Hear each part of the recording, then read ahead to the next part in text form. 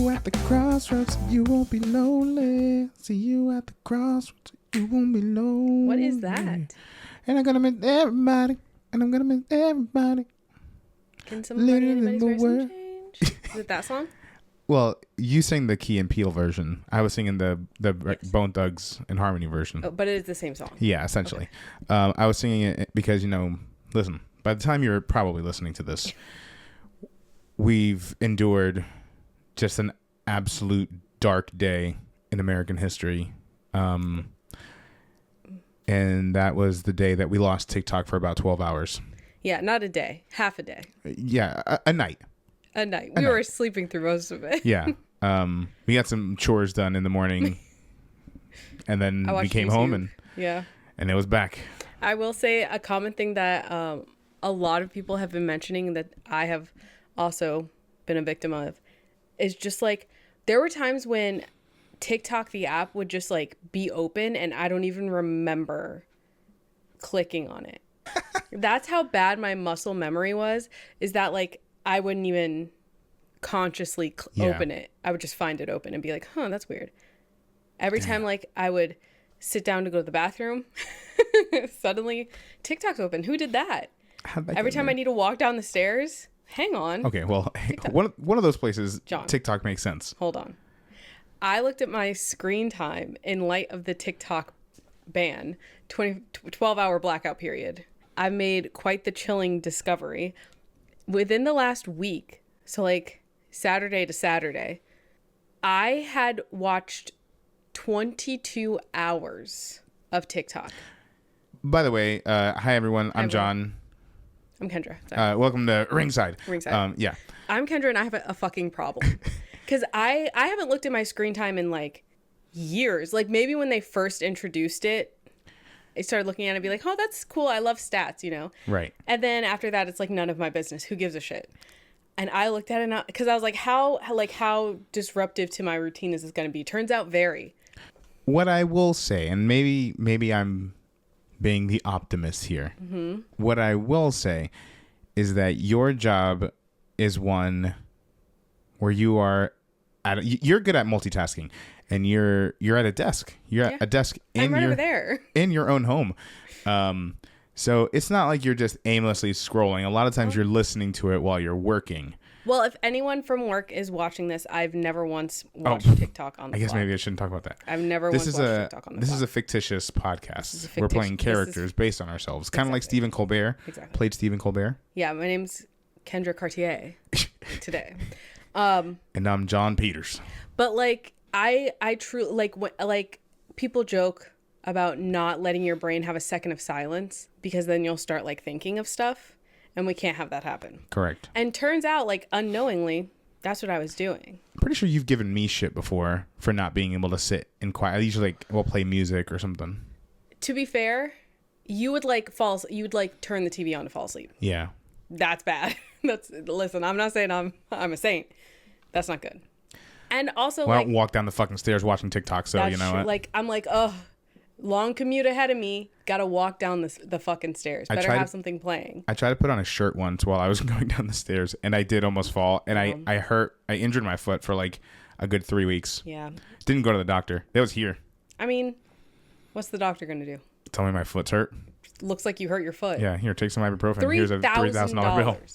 $3,000 for me telling you that your foot. And the insurance agency's calling? Oh, they said you had a pre-existing condition for having a foot. You shouldn't have had a foot. Shouldn't have had a fucking foot. Well, here's the thing. Even if you have insurance, oh my gosh, not to turn this into a fucking insurance rant, but even if you have, like, my insurance doesn't even kick in until I spend, I think, like $1,500. They're just like, man, you got it. Oh my God. $1,400? That's on you, fam. So like, you really got to rack up the injuries. So I fell down the stairs twice in the past 2 years. I really need to up that. Sorry. Oh, did you get a pop-up? I'm going to have to start making a compilation of whenever these fucking things scare me. I don't know how to turn those off. It's all right. I'll try to figure it out. But anyway, guys, that's neither here nor there. That's neither here nor there. Because TikTok is back after 12 hours of political theater. Yeah. TikTok is back. And now I'm like, do I want it? Do I even want to be here anymore? Like, I was so up for saving it until, and the circumstances of its savior, savosity, is still like up in the air. We don't really know everything yet. Right. They're being very secretive about it, obviously. But if it's what people are presuming, if it's what's being suggested by the message we all got when we logged back in, it's not good. And I don't want to stay there. It stinks and I don't like it. It does. It smells stinky like shit. But anyway, you're probably going to be watching clips of this episode over there. Because, hey, for the time being, we're gonna make good use of that good old free speech while we got it. Well, while we still got it. And I'm gonna say, hey, 47, fuck that guy. That's the other thing. People are like, well, listen, President Donald J. Trump just saved your TikTok. Are you gonna say thank you? No. Fuck that. No. And I think I feel good that we're like, listen, we don't get a ton of plays on this podcast. Don't get me wrong. But you know what? If you've made it this far to episode whatever, almost fucking 40 or whatever we're on. If you've made it this far and you didn't get the idea already, well, you know. Now you know. Now you know. I mean, it's pretty obvious. But it's pretty obvious. But just saying, I know I'm a dude with a podcast, and that's like red flag number one. You're a dude with a podcast. And your co-star for that podcast is a black woman who you. So now it's a beige flag. It's a beige flag because I'm me being a guy with a podcast. Yeah, that's a red flag. And I don't enjoy that, but I get it. But I get it, and I accept it. You know. So really, thank God I'm here. Listen, it's bad enough I do John/John. Hey, and both of us are pretty harmless, but you know, we're extremely both harmless. But I could definitely see someone scrolling by our podcast and be like, two dudes named Swipe. John. Holy shit! Yeah. Yeah, you know who else has the name John? The next president. It's his middle name. The J stands for John. Unfortunately, I might have to do something. James Perez. Ew. Jaime. Oh, hang on. Jaime Perez. I don't mind that. Perez. Anyway, we're not. Let's move on. Okay. If that comes to fruition, guys, you'll be the first to know Jaime's name change. Anyway, moving right along, I wanted to quickly touch on, I wasn't planning on talking that long about that, but I do want to touch on one last thing before we get into our main topics. So a potential bright light in 2025, because again, January starting real rough. Yeah. But a big gift we got last year was the Drake and Kendrick Lamar beef. Mm-hmm. And listen, the saga apparently continues, but just not in the world of hip hop, but instead in the court of law, because Drake has issued some legal action against Universal Music Group, who apparently owns fucking every song. Yeah, all music, I think. So that's funny, but basically the merit of his legal action is that they were basically pushing the song Not Like Us and putting a lot of money behind it to get it plays on radio stations and you know, get it featured everywhere, blah blah blah blah blah blah, and that it's a defamation of character because you know, the certified pedophile line, right? Yeah. Well, wasn't his thing more like they artificially inflated how popular it was? Yes. Thank you. So it's just hilarious because Universal came out with a statement basically saying, of all the people we would do something like that to, we wouldn't do that to anybody, let alone Drake, who's made all of this historical success, you know, having the most number one hits and blah, blah, blah, like, and financial success as our partner. Right. But also a lot of his work has been throwing shots at and engaging in rap beefs with a bunch of other artists. Mm-hmm. But now that it's something against him, now he wants to press charges. And it's just, we were talking about this after that had happened, and I laugh because if you're having an image problem within, I feel safe to say it as like in the hip hop community, but for Drake specifically in the black community, to press charges over, because when it boils down to it, it sounds like you're pressing charges for a diss song, and that is such a bitch move. It's so fucking embarrassing. And here's the thing, legally, I haven't, reviewed any of the court filings. I don't know. Is it like an intent to litigate? Is it an actual like suit? I don't know. I'm not sure where they're at with that just yet. I'm just interested, like, how strong of a case does Drake actually have? But to your point, at the end of the day, that doesn't matter because it makes him look so much worse. Right. That he's making these moves months after the fact.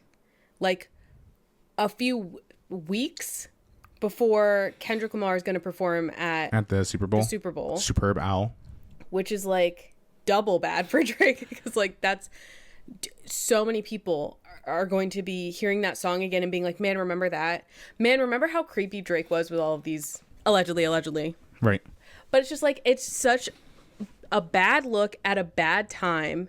And yeah, like optically they're so much of Not Like Us, like the title is like, this guy isn't part of our thing. Like right. A big part of Kendrick Lamar's beef towards Drake was like, he's using the African American community as a Canadian as like a caricature. Right. Or like he's trying to like buy favor in that community, and then to turn around and take someone through, and I mean it's a big company and not Kendrick Lamar specifically, but it's still like the optics of going through the historically very racist justice. Right. What am I trying to say?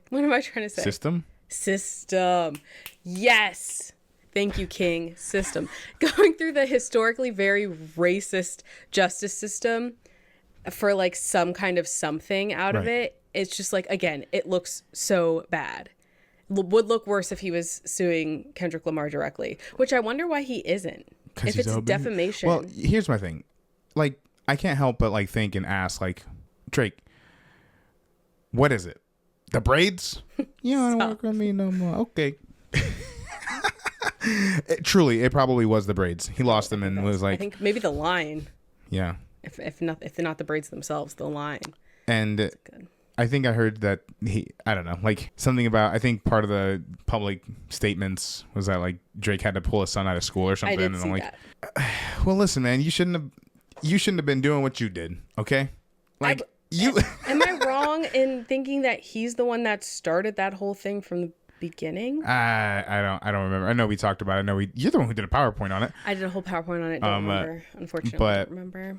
All that to say, like, again, it was, in my eyes, a successful rap beef. There was a winner. No one got hurt. There was no violence out of it. At least, I know there was some stuff happening with one of Drake's houses. I hope that wasn't related. Yeah. But all that to say, no one was like, there were no fatalities.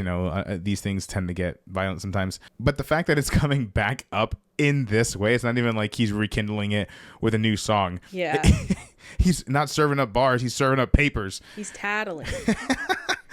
He said this about me. It's just, it's like, it's funny. Was there no one around to be like, hey, this isn't going to be a good look for you? I don't think he cares. He's not listening. Don't do that. I don't think he cares. I just don't know if there are people around him actually making. I mean, if you know what, if he has a legitimate case and he goes up against Universal Music Group, which again owns all music that's ever been made ever, that's, and you win against them, that's. And you own all music. And now you own all the music. But then what precedent does that set for beef in the future?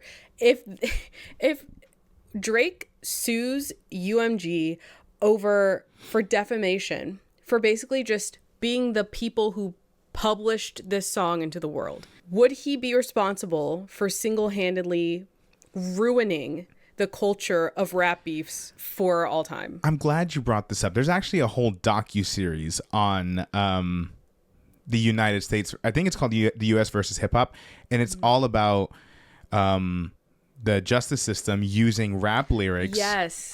In criminal cases. Yeah. And there's also a really funny episode of the Boondocks that does a similar thing. So it just adds more to that. Like, I don't know, like so much of hip hop was, again, I wasn't intending on talking about this so much, but a lot of it is built on like partying, but also battling. And, you know, battling isn't always necessarily like, I actually hate you. It's just about, you know, just to show who's... You're sparring. Yeah, exactly. So this shit became really personal between these two. But, like, at the end of the day, you're still Drake, man. Like, I don't fuck with your music. I've never liked it. Not to say that... That's not to say there's not any Drake songs that I dislike. We wouldn't go out of our way to, like, listen to it. I've never played a Drake album back to front to back. That's just me. Yeah. But I'm one fucking dude. Like, all this money and all these fans and all this success you've had, like, even if you lose a couple beefs, because he lost against Pusha T too, like, so what, man? Like, keep doing your thing. If he had just, and you know what, maybe this can be a good learning opportunity for the future. Don't take it so seriously and just keep on doing what you have done this whole time to get you are so successful. You have such a huge fan base. If something like that happens and you lose a rap battle really bad and really publicly, just be like, oh man, you got me good, and keep going and don't dwell on it. Because it's just like, he's just digging himself into a deeper hole. And again, we're biased. We're like not huge fans of his. Maybe the Drake stans are partying, you know? They're like, woo, finally some justice for this horrific disgrace of a rap beef loss. Yeah. But I don't know. I just feel like there's a path forward for him in which this doesn't impact him so much, and he's taking every other turn off that road. Truly. Please veer back onto the street. Drake. You know who's the real winner in all this? J. Cole. He said, glad I'm not involved in any of that. Thank God I dropped out when I did. Speaking of hip-hop, did you know that Glorilla, her name is Gloria? I learned that today. Like with the double L making a Y sound? No. Her name is just Gloria. I know, but is it spelled the same way as Glorilla, but the double L, like in Spanish? No. Gloria. No. Gloria. Her name is Gloria. If we ever have a daughter, that's what I name. That's what I want to name her. after Glorilla. No. What was Carmen's full name from Spy Kids? Carmen Elizabeth Juanita Echo Bravo Cortez. That's going to be our daughter's name, including the Cortez. Not Cortez, Perez? It'll be Cortez as a part of the very long middle name, and then Perez. Okay. Actually, it'll be Cortez Carter Perez. Carter Perez is hyphenated. Okay. God. Yeah, it's going to be a mouthful. She's going to get bullied hard. Apparently like Drake's kid. Like Drake's kid. Anyway. I don't think... How old is Drake's kid? Not old enough to be bullied for what they were talking about. Well, maybe. I don't think so. Is he like 10? Oh, I don't know. 9 or 10? Because in my head, he's still like 4. And That's what I'm thinking. These 4-year-olds aren't fun. But I don't think he's that young anymore. So maybe... That is how time works. All right, anyway. Moving but you know he's going to a fucking private prep school, and it's like there's no way where you're gonna bully Drake's son and nothing happens for it. No. Yeah, anyway, you're gonna get sued. You're gonna get sued. Or his father will fire your father. It's very Draco Malfoy. Anyway, continue. Draco Malfoy, we did it. All right, guys, that's all we got for you today. Except for when Draco Malfoy's like, I'm going to tell my father about this. Drake's like, I'm going to tell the government about this. Yeah. I'm going to tell the judge about this. I'm going to tell my lawyer, my Uncle Sam. Uncle Sam. Yeah. Ooh, sometimes I get Sam and Tom confused, John. And I was like, what did you say? All right. Well, moving right along. Speaking of battles. The second time I've transitioned that way. Let's talk a little bit about WWE. And instead of battles, we're talking about partnerships, okay? So the WWE and TNA, Total Nonstop Action Wrestling. Didn't know that's what it... Yeah. Didn't know. They just recently announced a multi-year partnership. Mm-hmm. Now, this isn't totally unheard of. It is for WWE, because usually it's them... Yeah, they're famous eating all the competition. Insular, I think that's what it's called. AEW does this a lot, but it's really cool because these are two really big, recognizable names. And here's some of their comments here.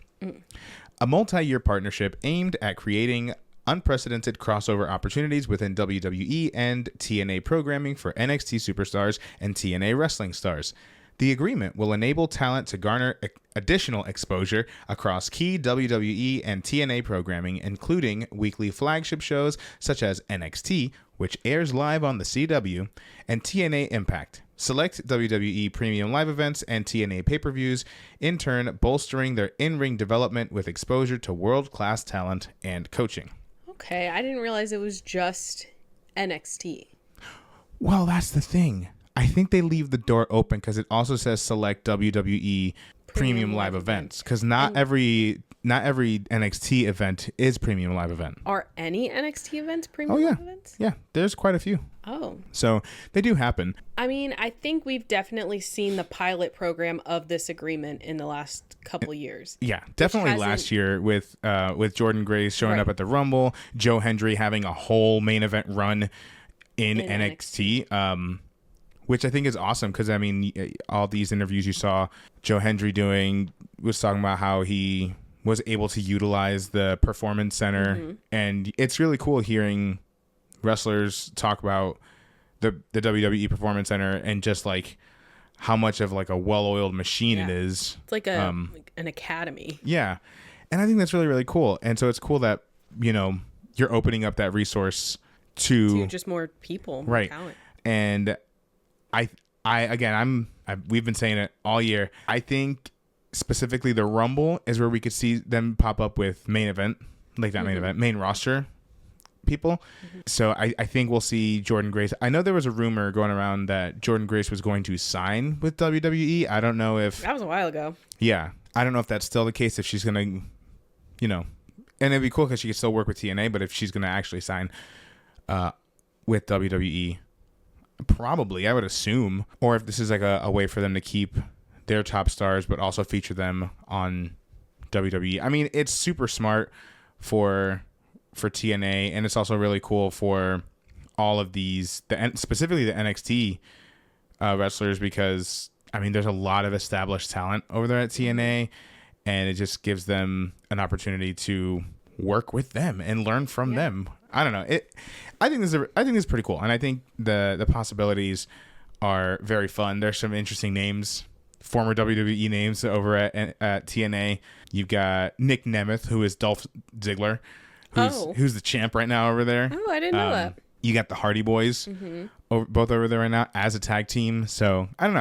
I think there's some cool stuff that could happen. Yeah. In the next couple of years. I agree. It does seem like a good partnership for both. It almost sounds like, and I know we mentioned that it'll probably most likely venture out from NXT, but it almost sounds like TNA is trying to use the NXT model of like a developmental brand to develop their talent. Yeah. And be like, okay, now if you want, you can come back over here. Well, not come back, but like going forward, you have the opportunity to like go to WWE. Now you've made connections over there. Right. Or you can stay with us, and now that you're developed, you're an even greater like asset to the company. And I think that's really smart. Absolutely. And TNA's been around for a long, long time now. And so I think striking while the iron's hot and getting in on this WWE wave, because I mean, listen, I'm very, very happy that there are multiple promotions out there. And I think every promotion does better when one does really, really well. Agreed. So I think the fact that WWE is just as popular as it's ever been, why not get TNA in on the fun there? And now people who are tuning into NXT, tuning into whatever premium live event is that these people pop up on, you have all the more chance of getting them to watch your shows, getting them to follow your social media. I agree. I think this is... I think something that I've realized... You good? Yeah, I'm fine. Something that I've realized watching professional wrestling for now 5 years... Holy shit. Almost 5 years. Almost 5 years. Is how many people... Because I'm coming in complete... Like, I didn't even know that there were other promotions. I thought it was just the WWE. And also now I'm like, I only watch WWE, so... But that's just because there's too much. There's too many choices. but people follow the wrestlers more than I realized. We just saw that. Yeah. And now that I'm like part of it, I understand that concept a little bit better. So if you get someone, I think that's why WWE, after Vince fucked off, was more lax with like the superstars having individual social media accounts and basically like social media brands and Twitch streams and all that other stuff. Because if you package a wrestler, like not like an influencer like that, but like as this like almost celebrity, then that'll just draw more people to your promotion. It's making it more beneficial to have that person on your brand. And if you do that for your whole roster, I mean, I think that's part of the reason why WWE is experiencing such a big boom recently, is that people are connecting to very specific wrestlers. Like, have you been on TikTok in the past 3 years? It's all Rhea Ripley, pretty much. Rhea Ripley. People who don't even watch. I remember I worked, my last job I worked at, it was at a theater company, and I was in the office, and someone who was one of the, like, they weren't an intern, they were like an apprentice. They came up to me and they're like, John, do you know the wrestler? You watch wrestling, right? And I was like, yeah. They're like, do you know who Rhea Ripley is? Yes, I do know who Rhea Ripley is. You know who she is. All right. Well, she showed up on my FYP. Yeah. Yeah. So, but no, absolutely. And like, that's cool, you know? Like, that is so cool. So it's cool to see that we'll get to see some seasoned stars over in NXT, but also in WWE in general. But like, I don't know, think of like down the line, what could we see? Like, could we see the Hardy Boys back in a WWE ring? Like, I certainly hope so. I think now more than ever that's possible. Mostly because I watched pieces of their Chris Van Vliet interviews. And first of all, it seems like not Matt, the other one. Jeff. Damn. My name is Jeff. It seems like Jeff Hardy's in such a good place. Yeah. And hearing him talk, I think, did we get to see him? Yeah, he was still there when we started watching. Well, I mean, I watched the most when I was a kid. I meant when we started watching. Yeah, he was there for a little while. Yeah. Did he leave under bad circumstances? Yeah, he basically was let go. I remember that. I think he got arrested in Daytona. Vaguely remember that. Yeah. So to see, and I haven't, because I only watched WWE, so I haven't like followed him anywhere else. So to hear him talking and hear how much passion he has and how disappointed he was in himself for a lot of that stuff, I don't know, it made me happy to see that he's doing well. So I do think that if they're going to come back one more time as like a tag team, I think it'll be sooner rather than later. Oh, I think they're already performing together at TNA, but I think at WWE. Yeah. So I'm sure we'll see more of that. I think as soon as the Rumble, I think we'll probably see Jordynne Grace. If Jordynne Grace signs with WWE, I think we'll find out. We'll see her at the Rumble, but we'll also find out afterward. But I think it'd be real stupid if Joe Hendry wasn't in the Rumble. I think it'd be real stupid. I agree. It's like, part of me is like, they waited so long. Like, did they wait too long? But I don't know. Hearing that music would be crazy. In Indianapolis, like that giant ass. They have a big stadium. Yeah. Anyway. But no, I don't think that's out of the realm of possibility, especially after everything he did with NXT. Yeah. Yeah. It seems really cool. And again, it's a way to get people like me who don't know shit about Dick to see more talent from somewhere else and see what they bring to the table. Right. I don't think that's ever going to be a bad thing. Yeah. Speaking of the Royal Rumble, third time I've done a transition that way. So Royal Rumble, fucking stacked. This is a very wrestling heavy episode. It's mostly wrestling. The Royal Rumble is stacked this year. Let's talk about. I mean, there's only one person for the Women's Rumble that's been announced, and that's Nia Jax. So, hey, Queen Nia, I got money on you. No, not I don't bet. But anyway, maybe I should. For the men's Rumble, we've got quite the lineup so far. I'm gonna list off who's been announced. Okay. John Cena himself announced. CM Punk, Roman Reigns, Seth Rollins, Drew McIntyre, Jey Uso, LA Knight, and Rey Mysterio, the deadbeat dad of WWE. Oh, Ray. Yeah. I didn't think you were going to say LA Knight like that. I was prepared for you to say it a different way. Oh, sorry. LA Knight. Yeah. Yarp. That was really embarrassing the first time because I did do the hand thing and you. Anyway, here's what I like. Again, we said this last year. We say it every year. Tell me maximum a third of the entrance. Right. Maximum 10 people. Don't tell me anybody else. Keep that to your fucking self. I'm trying to be surprised. The joy of the Rumble is me being surprised by who comes out. Right. Who wins is like the second most important thing. Oh my God, look who it is. I want to do that the whole night. Okay. So I'm glad that we're keeping these lists small. In the women's case, very small. And I hope that continues. One year, what was it, 22? Some year they told us everybody. Yeah, 20. Listen, we don't talk about the men's 22 Rumble. It wasn't good. No. The women's was good. The women's Rumble is never really a problem. good. Yeah.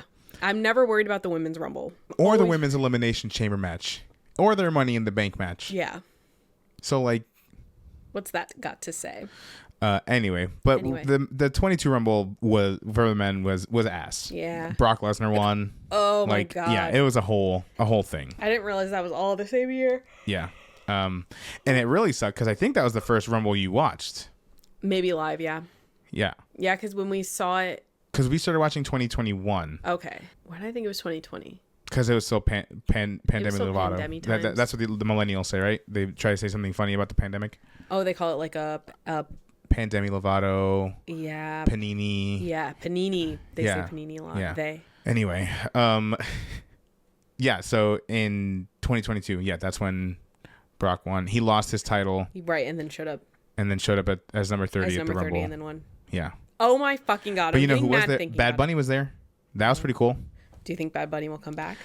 He said he wants to do it one more time, and I don't know if that means like, oh, I want to do it one more time, like, or I want to do it one last time.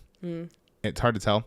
He does want to come back, and he said he wants to do something even crazier than the street fight he had with Damian Priest. He said, I don't feel. He's like, I want my mother to worry about me. I want to put my life at risk. I was like, please don't. You're already doing that when you step in the ring. He's gonna end up in like an elimination chamber match or put him in a Hell in a Cell. Put him in. Don't put him in. No, he's so Bunny in a cell. He's too important. And I think whatever he comes back for, do you think it'll be something in Puerto Rico? I think that'd be a really big bargaining chip. If he's like, if you come back, I'll be in it. Make me the fucking main event this time, maybe though. Yeah. I don't know. I would love for them to consistently go back to Puerto Rico. Me too. But anyway, a lot of people. What I like about all of these big stars entering the Rumble is that I really don't know. Like, we have our guesses on who will probably win, but with all these names, like, it's hard to say who will win because if it was just John Cena. Be like, John Cena in his last year, yeah, he's probably gonna win. But I mean, you've got compelling cases for all of these guys, right? Even Rey Mysterio, who I don't know how many Rumbles he's got left in him. Exactly. So I don't know who could win this. I mean, I don't know. Because part of me still thinks that there's a chance. It's probably not likely, but I think there's still a chance we could finally get The Rock versus Roman Reigns. I agree. At WrestleMania. Yeah. It's probably not the case, especially because I don't know if WWE is going to want to do what could be The Rock's last WrestleMania and John Cena's last WrestleMania. That's a fair point. At the same time. That's a fair point. And so I think, and also I don't know, like, I think they're trying to restructure how they play that story going forward, which I'm fine with. I mean, and I know there have been people who are like, oh, so they just wasted our time with this story. No, we got WrestleMania 40 out of it. That's how that happened. We're just moving the fuck on because The Rock hasn't even been there for the last goddamn 8 months or whatever. So anyway, but I still think that match could happen. And I think they left the door open with whatever tension is there, making sure to call The Rock the High Chief, point out that he's the High Chief, right? So they even mentioned him talking about sitting at the head of the table on commentary. Yeah. So I don't know. I think there's a chance we could still introduce that, but you know, how that happens is anyone's guess. If The Rock was in the Rumble, he has to be number 30. Yeah. He's not going to be in a whole ass Rumble. But I don't know. I don't think that'll happen. I've been wrong before, but I don't think that'll happen. But that's the joy of the Rumble, is that we don't know. If you want to hear us speculate more, we will be doing a pre-preview. Yes. Probably the morning of the Rumble. Yeah. Because it's not at any weird start time. No, and that'll be February 1st. Wow. That is incredibly soon. Yeah, buddy. It's the 19th. So just a couple weeks, folks. We'll probably be doing pre-preview on TikTok. If it's still there. Maybe. We'll see. And on our Twitch. Which is all definitely down on our below. Twitch. All down below. Anyway, so would love to know who you guys think might enter the Rumble, and who do you think would win? Yeah. Could win the Royal Rumble. Should win. Should win. No, hey, that's anyone's guess. Anyway, moving on. So, listen, we just wrapped up Star Wars Skeleton Crew. The show started around the holidays, and I thought it was a perfect addition to that holiday season, just because I don't know, it's not obviously it's not like a Christmas show, it's not a Life Day show or anything like that, but I don't know, it was family. It's very family friendly, and I'll let you kind of give some of your thoughts on Skeleton Crew before I give mine. Okay. Skeleton Crew it felt like a very family forward project. It was something that you sit down and you watch with your family. I sat and I watched it with you and our freaking kitty cat boys. Yeah. And they did like it sometimes. They do like Star Wars. They like watching the ships. But it was just a wholesome, feel good story about a bunch of kids being kids in the galaxy. And what I appreciated about it, as someone who has technically seen every Star Wars movie and at least most of them, yeah. I think I've seen them all. I don't think we've seen Solo. I haven't seen Solo. Yeah. So I've seen the ones that count. And I don't know dick about. I don't know what's going on. Ask me about The Mandalorian, I have a fair shot. Anything else, I have no clue what's going on.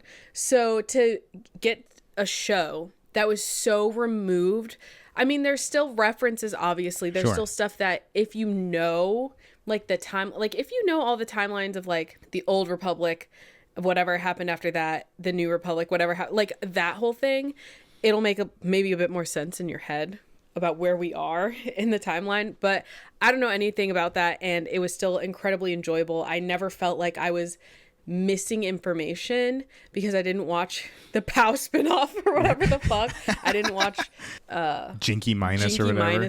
Gaper Bingzoid's Disney Plus show.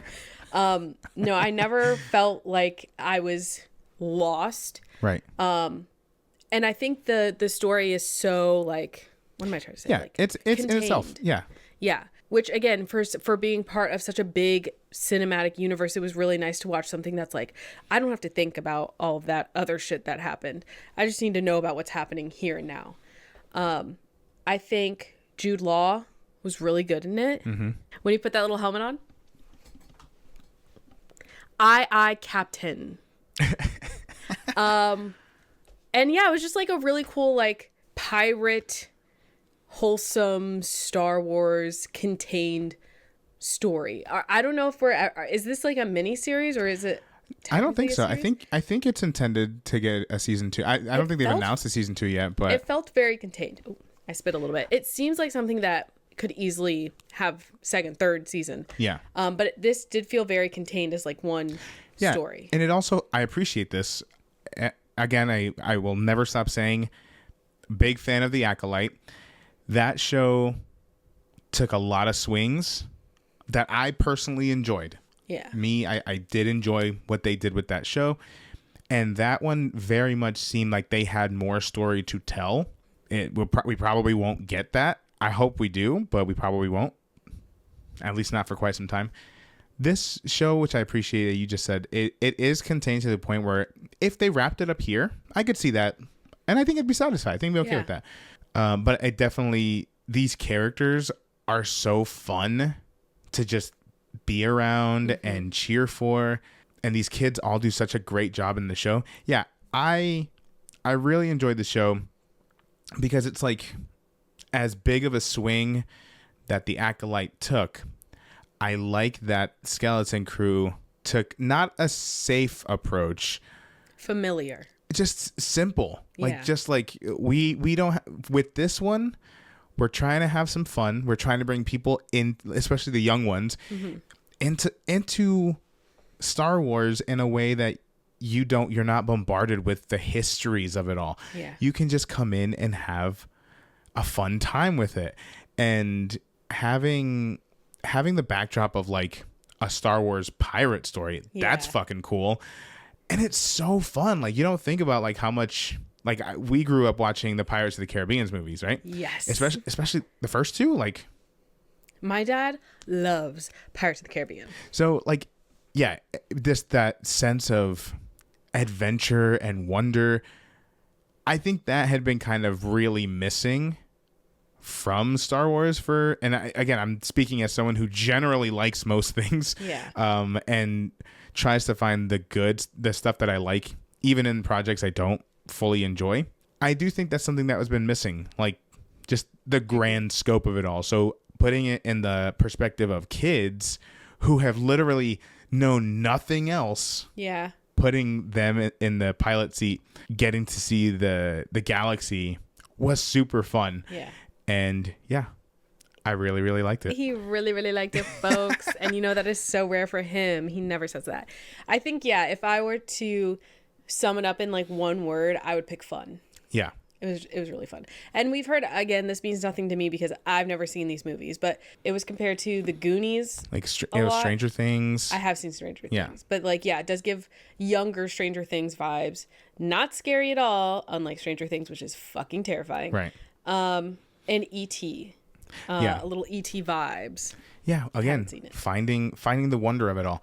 Yeah. Yeah, and Jude Law, like, I cannot give this man enough praise for his role in this. He seemed like, so I'm a teacher, and I understand what it's like to be around this particular age group of kids all the time. And like, listen, even on your bad days, you gotta be in it with them, right? He seems like he works so well with kids. Yeah.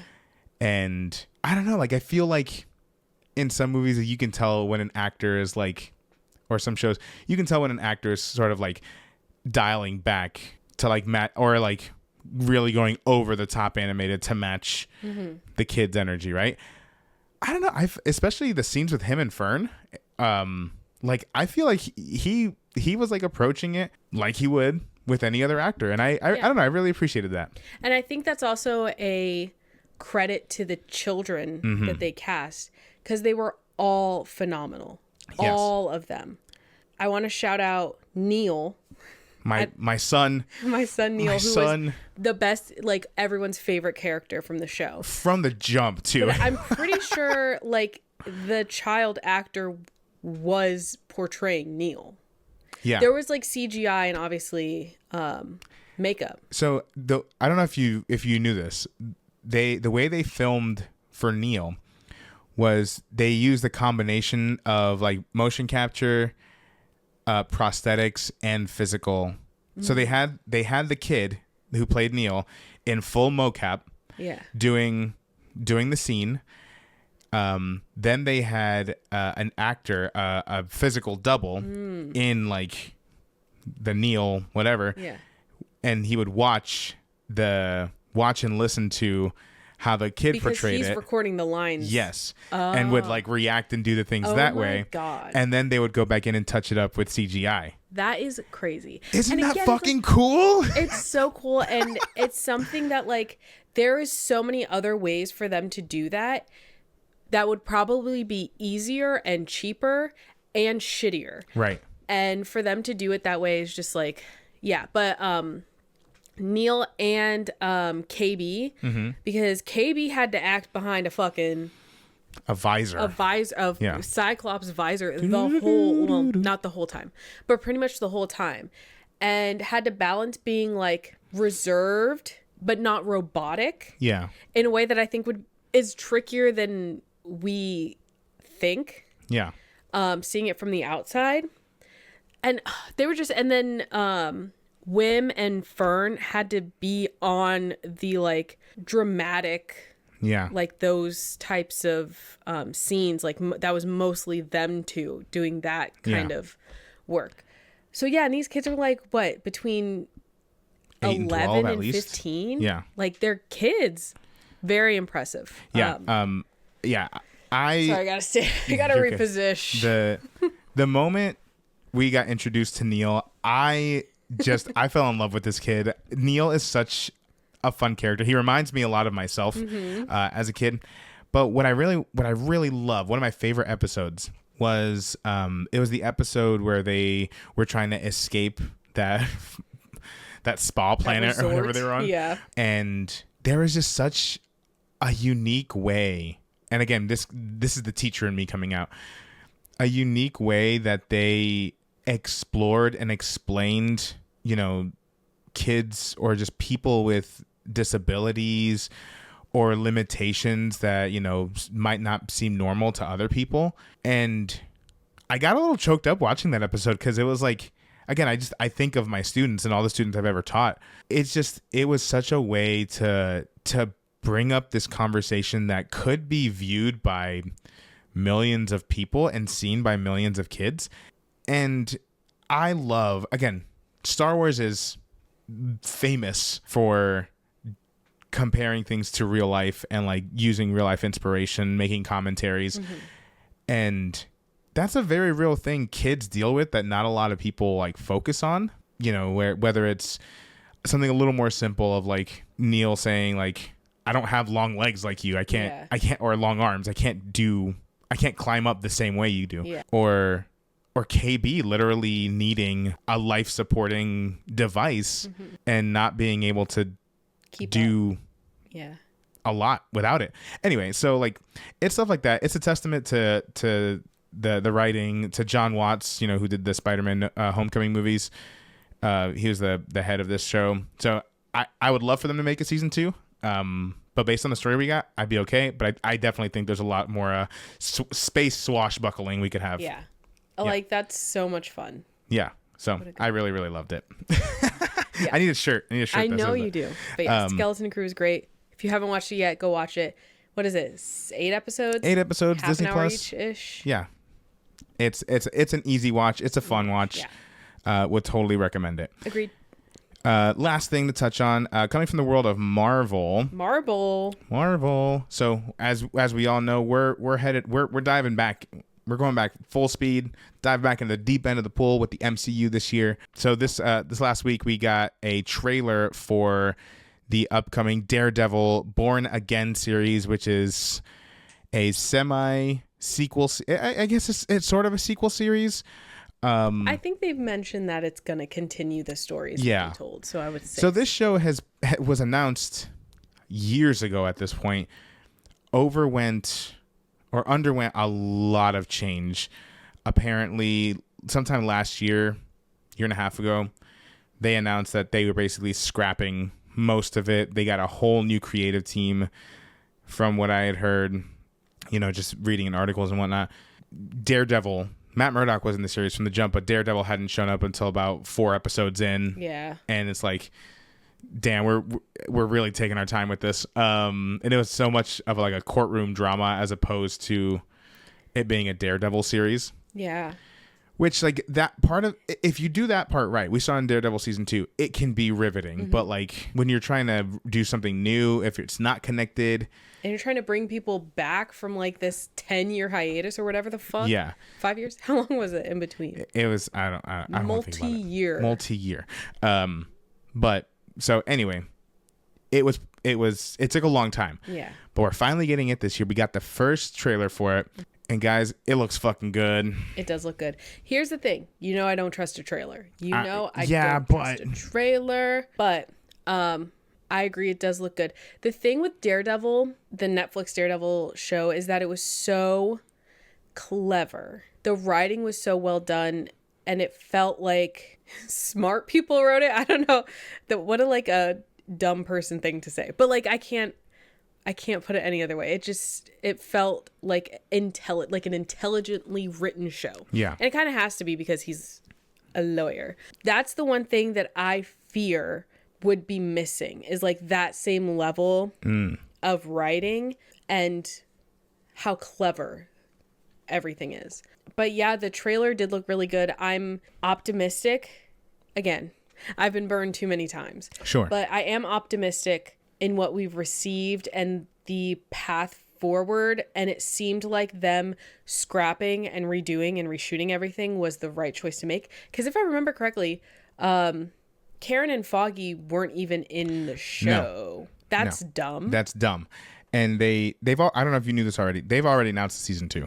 Oh, I did not know that. Yeah, season 2's already. Good. So like, I feel like whatever changes they made, especially they got people who were working on like Loki season 2. Yeah. Like, I think they got a good team around it this time. Good. And they actually, I think, are now that Marvel TV is Marvel TV, they can behave more like TV shows and have their showrunners and have their head writers, right?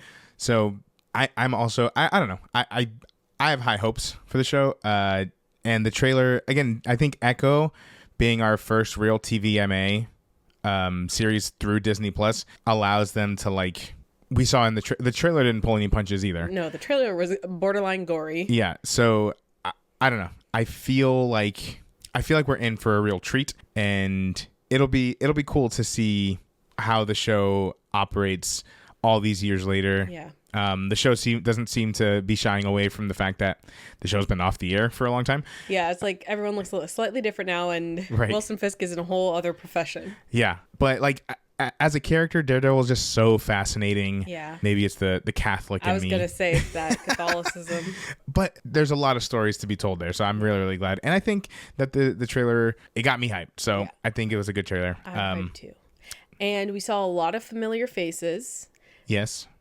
And there's one face in particular that I really hope to see. Wasn't in the trailer. But if they bring back Jessica Jones, listen, I'm all in. If you show me Jessica Jones, even for a scene. Disney Plus, Kevin, Bob, someone. Bob Iger. I know. Yeah, but listen, if there's anything we really, really need a redo of, it's the Defenders. Okay? It's the fucking Defenders. If we get Defenders... Okay, if they're like, we'll do Defenders again, would you also want all the separate TV shows like they did in Netflix leading up to it, or would you just want a have the Justice League method, right? Or the Guardians of the Galaxy method, where they all just show up. Well, I guess you can't really do that when Daredevil has his own show already. There's some Easter eggs in the Daredevil trailer. You know, we might get a little Luke Cage action in there. That's true.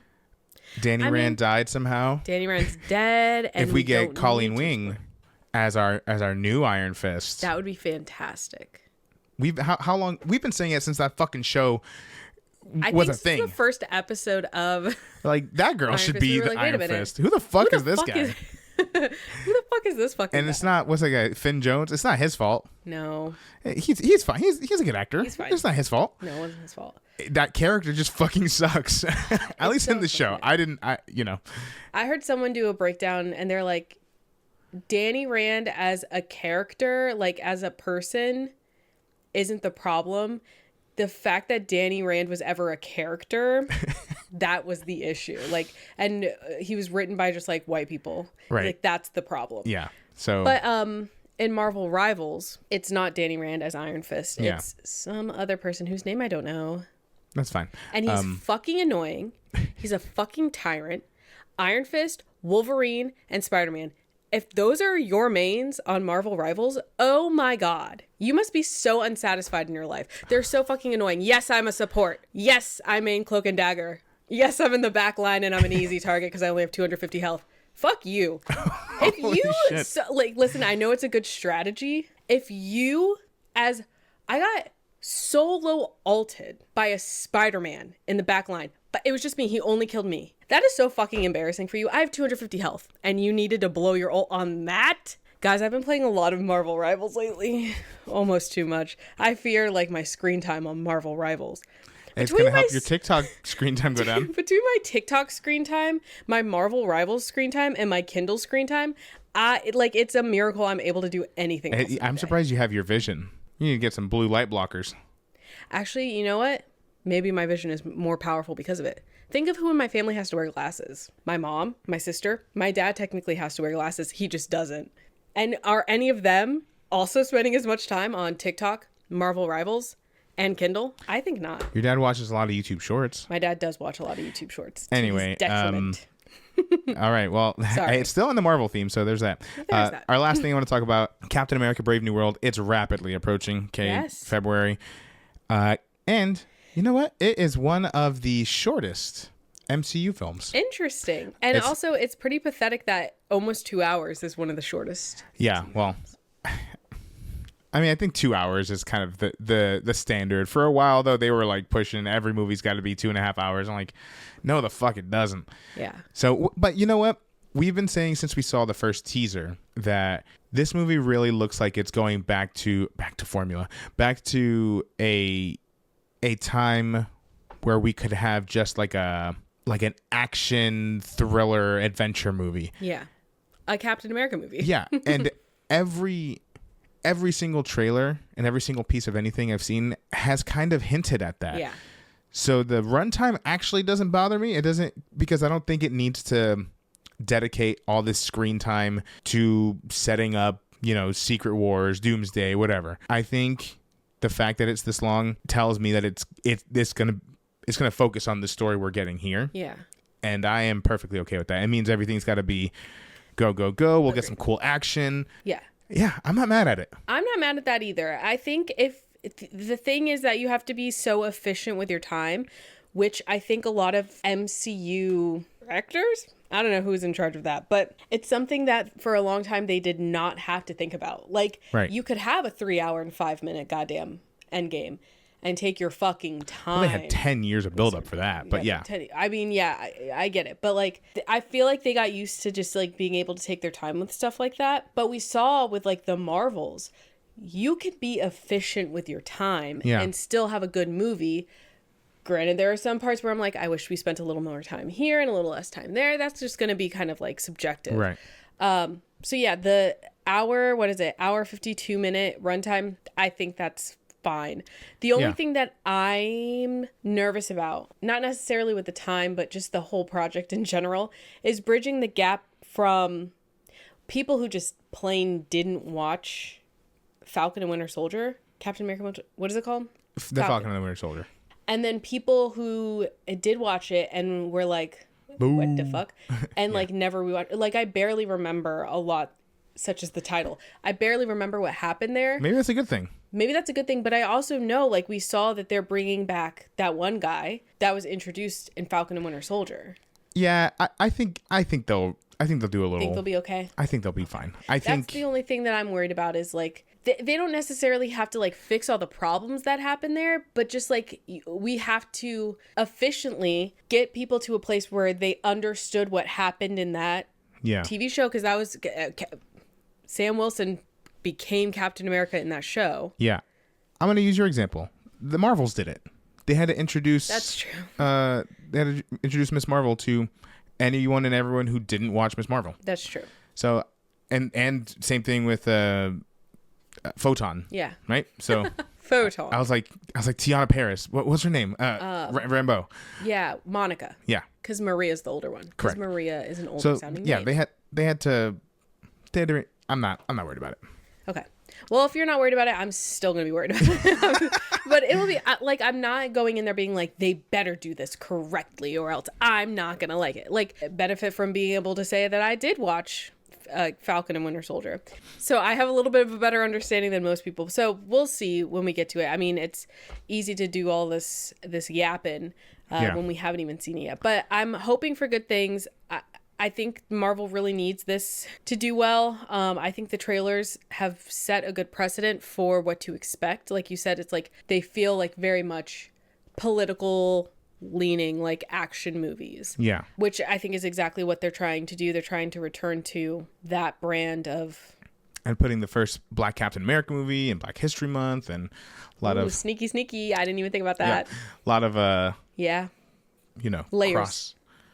What? Cross promotion? Not promotion, but yeah. I said layers.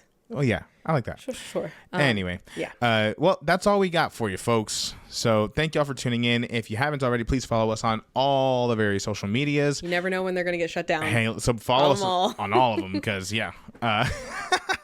Kendra mentioned it earlier. We will be doing a pre-per-view stream live on Twitch and TikTok, so long as it's around, for the Royal Rumble coming up. So make sure you tune in to that. We'll be talking up and down the card, making our predictions, and taking questions and comments from you and in chatting the chat. Shit. We will be talking shit the whole time. Oh, okay. Kendra might be talking shit. You might hear her talking shit on Marvel Rivals sometime. Oh my God, don't get me started. I could do a whole stream about Marvel Rivals. And maybe she will. I'm not good at it. I'm not very, you know what? I'm not very good at it. Hey, you're better than me. I played it once. But you know what? I am better than you. Yeah. Anyway. Again, thank y'all for tuning in, and we will see y'all for the next one. Bye, everybody. Peace.